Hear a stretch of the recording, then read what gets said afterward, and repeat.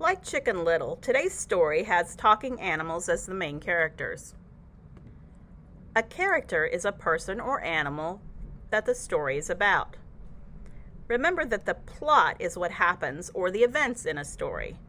The plot of the story has a beginning, a middle, and an end, which means what happens in the story is usually told in order of what comes first, next, and last. Today's story is about 3 pigs who are planning to build 3 separate houses for themselves. Each pig chooses a different building material. Listen carefully to the plot or the events of the story to find out which pig makes the best choice, especially when they encounter the big, bad wolf. If you've already heard this story, listen to see how this version might be different from the one you know.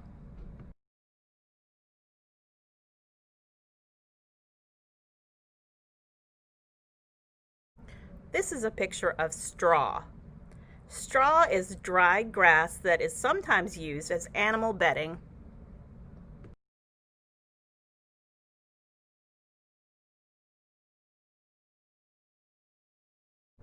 This is a picture of sticks. Where do sticks come from? That's right, sticks come from trees.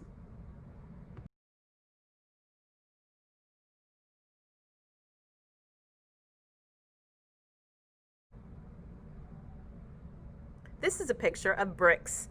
Bricks are made from clay. When the clay dries, the bricks become very hard. What do you think you would use bricks for?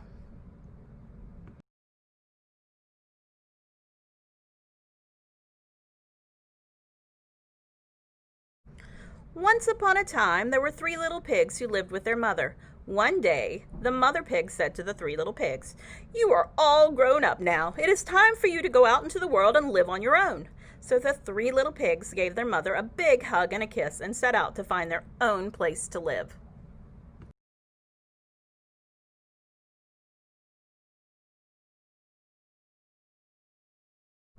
They walked down the road and soon saw a man with a wagon full of straw. "Why, I could build a house out of straw in no time," thought the first little pig. So the first little pig said to the man, "Please, sir, may I have some straw so that I may build a house?"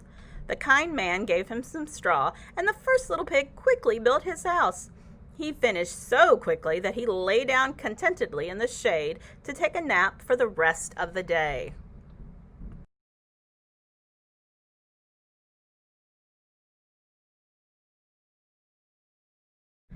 The other 2 pigs continued on their way.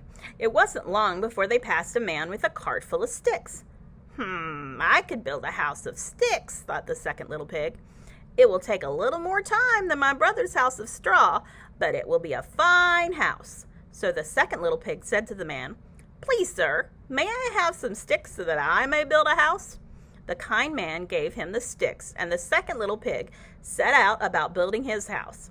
He finished the house in a little while, and he too lay down contentedly in the shade to take a nap.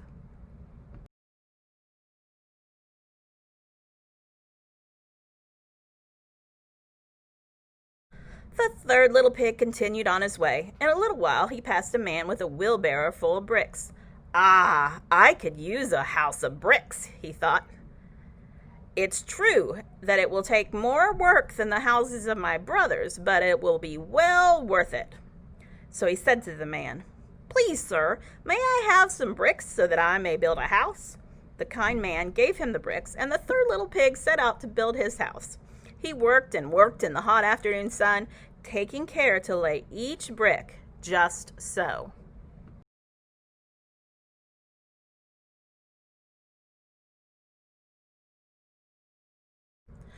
At about this time, the big bad wolf came trotting down the lane. He saw the first little pig napping in the shade of his straw house. "Yum, yum, that pig would make a tasty bite to eat," thought the big bad wolf. But the little pig saw him coming and he ran inside his house of straw, slamming the door behind him. The little pig breathed a sigh of relief because he remembered that his mother had always said that wolves were not to be trusted.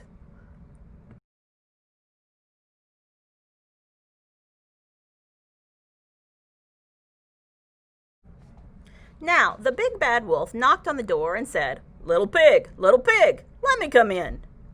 Not by the hair of my chinny chin chin, answered the first little pig. Then I'll huff and I'll puff and I'll blow your house down, said the wolf. And he huffed, and he puffed, and he blew the house down. As the straw blew everywhere, the first little pig ran away. Rubbing his stomach and now feeling even hungrier, the big bad wolf strolled farther down the lane and soon came upon the second little pig napping in the shade of his stick house. The little pig saw him coming and ran inside his house of sticks. The big bad wolf knocked on the door and said, little pig, let me come in. Not by the hair of my chinny chin chin, answered the second little pig. Then I'll huff and I'll puff and I'll blow your house down, said the big bad wolf.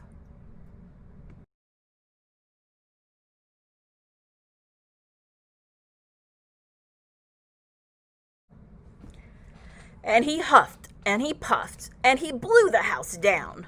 The little pig ran away just in the nick of time. Now the wolf's stomach growled loudly. He was feeling so hungry. Soon the wolf came upon the third little pig, who had just finished building his brick house. The little pig looked up. There were his two brother pigs running towards him, and right behind him was the big bad wolf. All three pigs hurried into the house of bricks and locked the door behind them.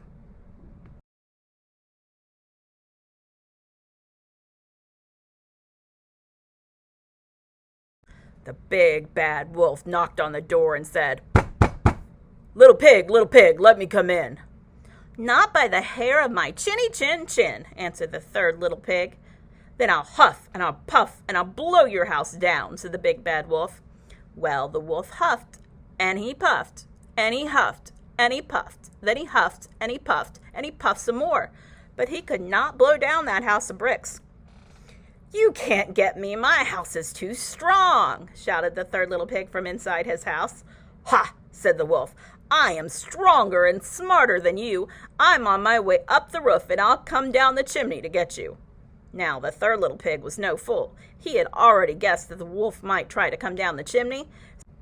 Now the third little pig was no fool. He had already guessed that the wolf might try to come down the chimney. So he already had a blazing fire in the fireplace and a big kettle of boiling water heating over the fire.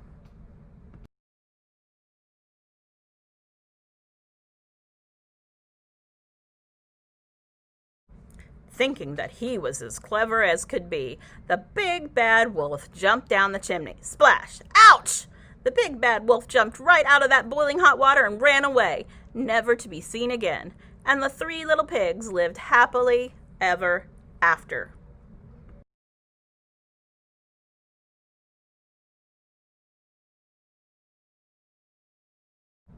What materials did the three little pigs use to build their houses? Who are the characters in this story? What is the plot of this story? Which houses could the wolf blow down? Why? Which house could the wolf not blow down? Why? Which of the three pigs do you think is the smartest, and why?